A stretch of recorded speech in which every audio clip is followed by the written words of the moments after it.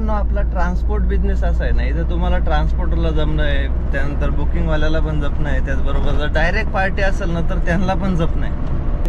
250 उद्योजक तयार झाले याच्यामुळे आपल्या महाराष्ट्रात. आपले महाराष्ट्रीयन पोरं, आपणच स्वतःचं घर भरण्यापेक्षा आपल्याबरोबर 4 लोक कसे वरती येतील हे पण पाहणं तेवढंच महत्त्वाचं.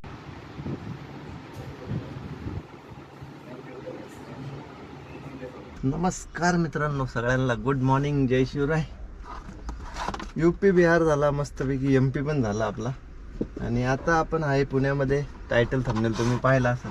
पण काल पिरंगुटला जाऊन गाडी लोडिंग करून घेतलेली आहे मित्रांनो. सकाळी आता मस्तपैकी उठून फ्रेश वगैरे झालं, म्हणलं आता गाडीवरती कपडा वगैरे मारावा, पूजा वगैरे करावा आणि मस्त अशा जर्नीची सुरुवात करावा.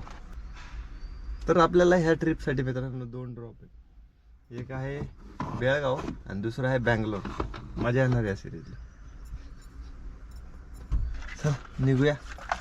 सगळं आवरलं, सगळं रेडीच असते ऑलरेडी आपल्या गाडीमध्ये. पाणी, बॅग, जिथं ट्रिप पडेल तिथून पुढं निघायची तयारी. म्हणजे असं नाही की बाबा आलं परत सगळं आवरत बसायचं किंवा काय. आल्यानंतरच गाडी वगैरे चकाचक करून ठेवायची, धुवून बिवून घ्यायची आणि बॅग वगैरे रेडी करून निघताना पहिला पाण्याचा जार भरून घ्यायचा. बस एवढंच आपलं टार्गेट आहे. चला जर्नी सुरू करूया, आता निघूया. मित्रांनो, आपला ट्रान्सपोर्ट बिझनेस असा आहे ना, इथं तुम्हाला ट्रान्सपोर्टरला जमणं आहे, त्यानंतर बुकिंगवाल्याला पण जपणं आहे, त्याचबरोबर जर डायरेक्ट पार्टी असेल ना तर त्यांना पण जपणं आहे. म्हणजे यांच्याशी तुम्हाला कंटिन्युअसली कॉन्टॅक्टमध्येच राहणं आहे. किती जरी तुमचं जे काही समजा एखादा वादेवाद किंवा बुडवणारा असेल तर तो द्यायचा सोडून, पण बाकी जे काही तुम्हाला बुकिंग देणारे कस्टमर आहेत त्यांना तुम्ही रेग्युलरली कॉन्टॅक्टमध्ये राहा.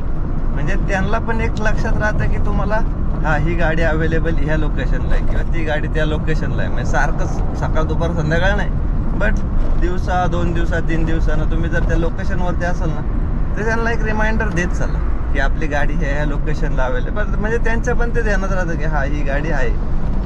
जर त्यांना कधी गाडीची गरज लागली तर मी पण असंच करतो. जेवढे काही आपल्याला जुने कस्टमर आहेत ना, बुकिंग ज्यांनी दिलेले आहेत आतापर्यंत, मी सगळ्यांच्या कॉन्टॅक्टमध्ये राहतो. जेणेकरून काय होतं, मग आपण समजा आता पुण्यात पोहोचलोय तर मग याला सगळ्यांना रिमाइंड करून देतो की बाबा गाडी पुण्यात अवेलेबल आहे. मग त्यातलं त्यात कोणी ना कोणीतरी मग सांगतं. तर त्यांनी परवाच मला फोन केला होता. त्याच्या आधी ॲक्च्युली 2 दिवसापूर्वी केला होता, पण मी रनिंगमध्ये होतो. म्हणलं सर नाही आहे. मग परत परवा दिवशी कॉल केला, म्हणले 2 लोकेशन आहेत, तुमची कंटेनर आहे, अंडर हाईट आहे, जाणार का? म्हणलं मग कशाला सोडायचं.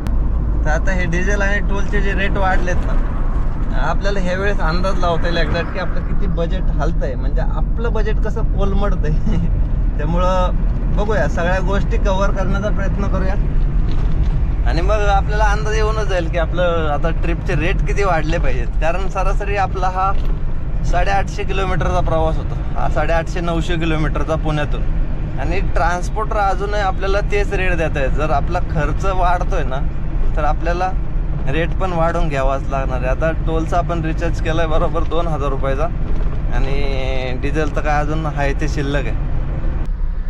चला मित्रांनो, जोगेश्वरी मिसळचा नाश्ता करूया आपण. मस्तपैकी गाडी सावलीत लावू इथं, ओके, आणि नाश्ता करायला जाऊ जोगेश्वरीवरती.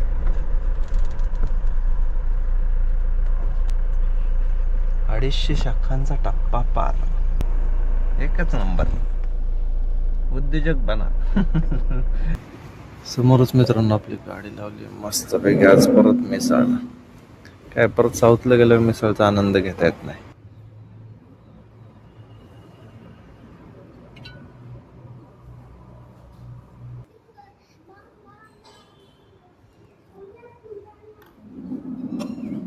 बरोबर 9:30 वाजलेत. परत मित्रांनो आपण मस्तपैकी नाश्ता केला जोगेश्वरी मिसळला, आणि आपला विषय चालला होता बघा, महाराष्ट्रातील 250 शाखा टप्पा पार करणारी जोगेश्वरी एकमेव मिसळ. म्हणजे 250 उद्योजक तयार झाले याच्यामुळे आपल्या महाराष्ट्रात आपले महाराष्ट्रीयन पोरं.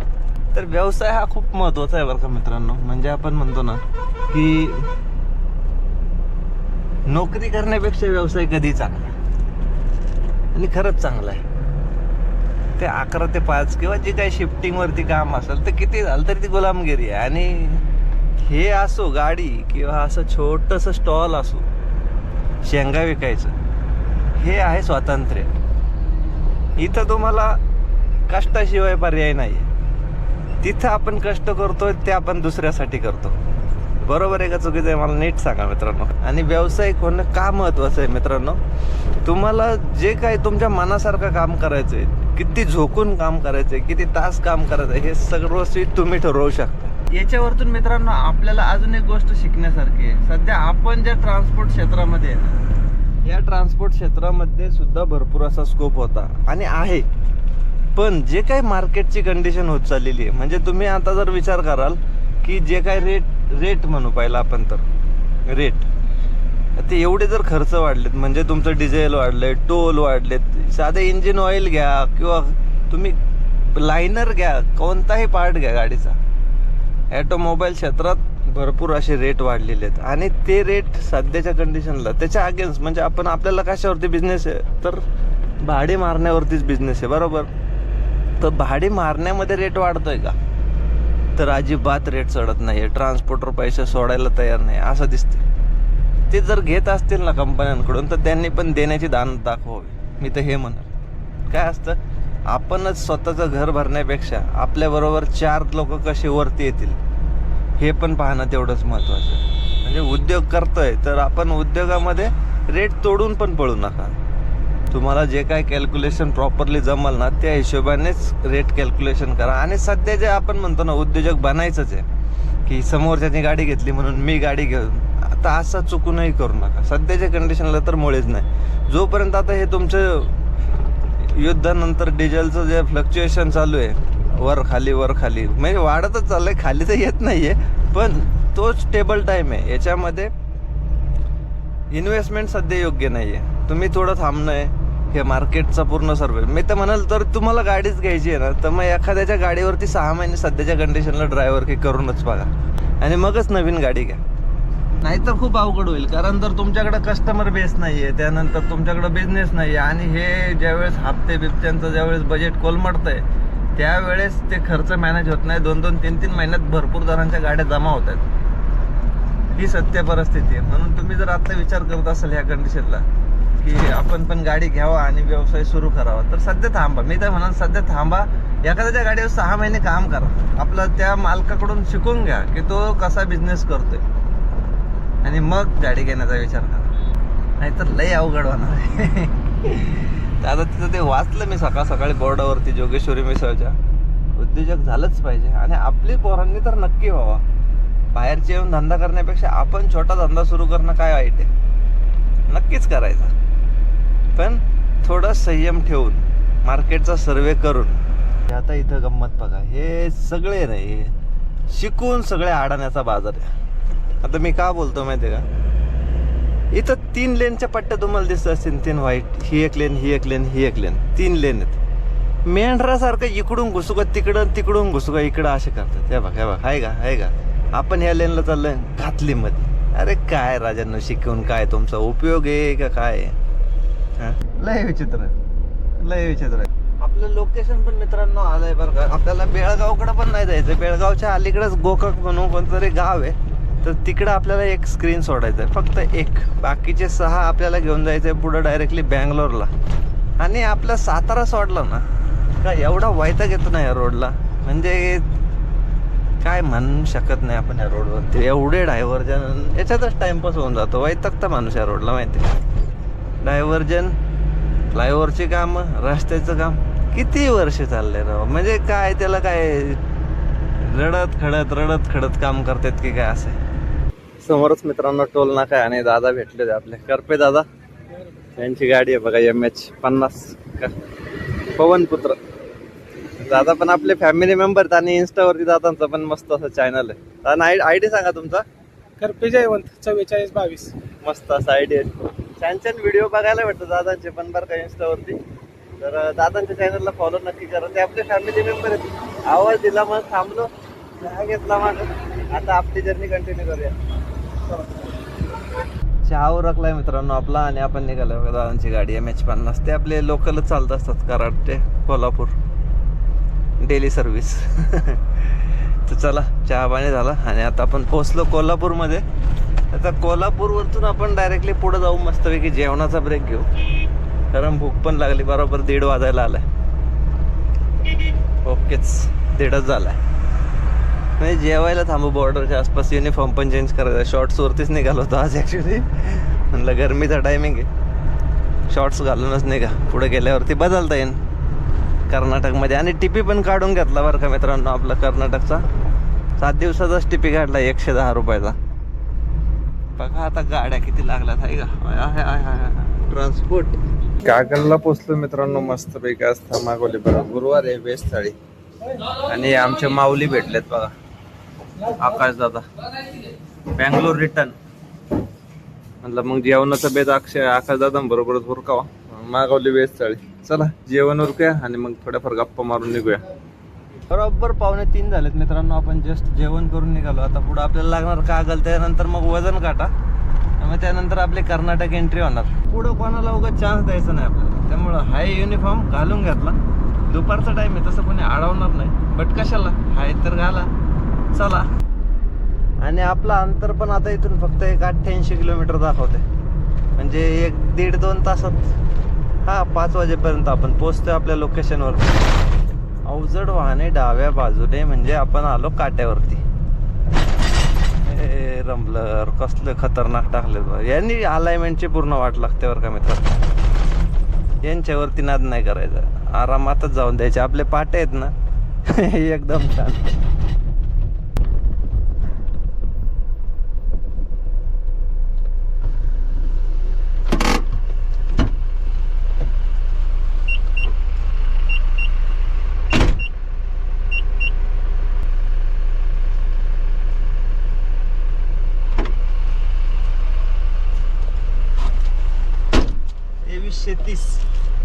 आपलं वजन कमी करायचं आपलं बरोबर तेवढंच वजन.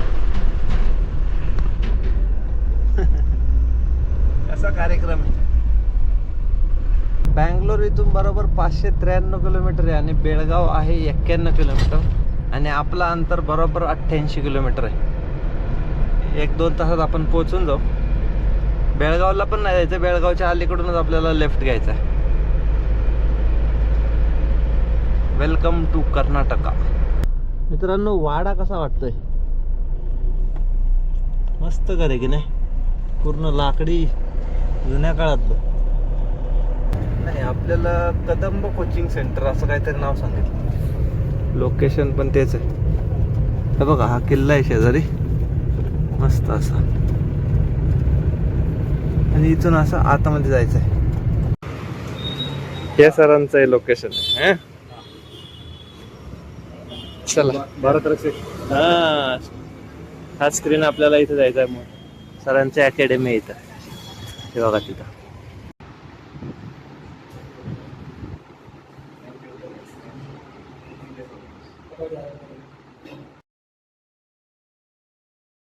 आपल्याला काय भेटतं कंपनीच्या गेट वरती गेल्यानंतर, काय भेटतं तर एक तर डिसरिस्पेक्ट किंवा मग जे हाडतोड आहे तीच. आणि आज आपण जे काही केलं त्यामध्ये म्हणजे सरांनी जे काही कोचिंग क्लासेस सुरू केले आहेत आणि त्यांनी त्याच्यामध्ये ही एक अचिव्हमेंट आहे. एवढा मोठा LCD स्क्रीन घेणं म्हणजे अचिव्हमेंट आहे.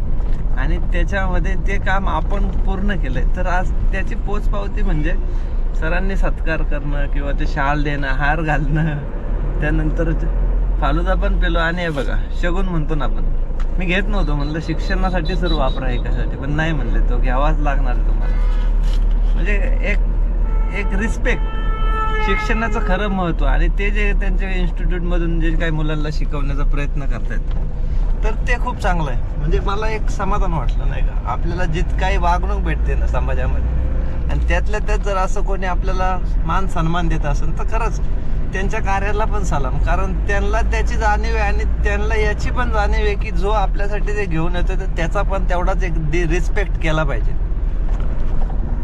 तुमचं काय मत आहे मित्रांनो ह्याविषयी? म्हणजे माझ्यासाठी तर हा अनुभव खूप वेगळा होता, जे मी आज फील केलं सरांबरोबर. तर कसं वाटलं तुम्हाला हे आत्ताचा अनुभव? माझ्यासाठी तर नवीन होता, तुम्हाला कसं वाटलं ते नक्की कमेंट करून सांगा मित्रांनो. कसलं मस्त असं मंदिर आहे की नाही मित्रांनो. वा वा, म्हणजे कर्नाटकच्या काही गावांमध्ये ना, हे गावच ऍक्च्युली बघा नाही कसं मस्त बनवलंय हे मंदिर. सगळ्या मस्त अशा थोडं कलर, एक युनिक कलर आहे का नाही. इकडे पण आतमध्ये पण बघा, हे शाळा आहे वाटतं. शाळा पण कशी मस्त आहे, सिंगल कलर. हा इकडे पण बघा समोर कोणतं गाव आहे माहित नाही. हे बघा इथं बोर्ड लिहिलाय. आता ह्या बोर्डवरती तुम्ही अंदाज लावू शकता. आतमध्ये पण एक मस्त असं मंदिर आहे. हे बघा इकडं पण बघा मोठा कॅम्पस आहे एज्युकेशनचा. एकच नंबर. तर एकदा कन्नड जर वाचून मित्रांनो कमेंट करून सांगितलं तर बरं होईल. गावाचं नाव बरं का. मी तुम्हाला बोर्ड दाखवतो. हे बघा स्क्रीनशॉट मार. ॲक्च्युली मला काय वाचता आहे ना, तुम्ही नक्की स्क्रीनशॉट मारून सांगा कोणतं गाव आहे. कुठंच इंग्लिश नाही आहे राव याच्यावरती. ॲटलिस्ट वाचता तरी आलं असतं. हायवेला एंट्री कुठे आहे? सर्व्हिस रोडने जायला लागलं आणि पुढून हायवेला एंट्री करावी लागेल. ओके बरोबर धारवाडच्या अलीकडे आहे थोडं बघा. शेजारीच हायवे. आता कुठंतरी ना ढाबा बघून थांबूया. भूक लागली आता. टोटली सिंगल रोडचा मध्ये हा एक 70-80 किलोमीटरचा प्रवास आपला झाला असेल. ते 50 आणि हे 30-35 किलोमीटर. बरं 2,500 रुपये आपण आता पण डिझेल भरलंय. 501 किलोमीटर झाले बघा टोटल रनिंग आपला जागेवरतून. म्हणजे 5,000 रुपयाचं आपलं टोटल आतापर्यंत डिझेल झालंय गाडीमध्ये. आणि आता डिझेल अवेलेबिलिटी होती त्यामुळं काय एवढं टेन्शन नाही. तरी पण 1-2 पोल राहिले ना का भरून घ्यायचं एवढं डोक्यात ठेवायचं. 11 वाजायला आलेत मित्रांनो. आपण श्री साई ढाब्यावरती थांबलोय. चला जेवण उरकून घेऊ. भूक लागली भरपूर. असं काहीच हॉटेल आहे मित्रांनो. मस्त असं शेव टमाटर मागवले बघा. मोठी साईजची रोटी आणि शेव टमाटर. चल जेवण उरकूया. भूक लागली. चला जेवण उरकलंय मित्रांनो आपलं. 150 रुपये गेले मस्त वेगळी. शेव टमाटर आणि 2 रोट्या खाल्या. आणि म्हणलं स्टार्टर मारावं. जोपर्यंत झोप येत नाही तोपर्यंत गाडी खेचण्याचा प्रयत्न करावा. बघू किती वेळ गाडी चालवता येते. मग आराम करायला थांबता येईल. बाकी राहिलेली जर्नी मग सकाळी कव्हर करता. अजूनही 350 किलोमीटर राहिलंय आपलं. ॲटलिस्ट 50-1 किलोमीटर तरी उरकलं पाहिजे. म्हणजे पुढं 6-7 तासाचं रनिंग राहते सकाळी कव्हर करायला. 12 वाजून 10 मिनिटं आलेत मित्रांनो. झोप यायला लागली बरं का. बाजूलाच भारतचा पंप होता. मग काय गाडी घेतली साईडला. म्हणलं आता आराम करू. सकाळी लवकरच अलार्म लावू वाटलं तर. 350 किलोमीटर आहे. 334 किलोमीटर. 10-15 किलोमीटर फक्त पळवली गाडी. चल झोपतो. बाकी जर्नी नेक्स्ट ब्लॉगमध्ये कव्हर करू. आजचा ब्लॉग कसा वाटला ते कमेंट करून नक्की सांगा. सगळ्यांना गुड नाईट.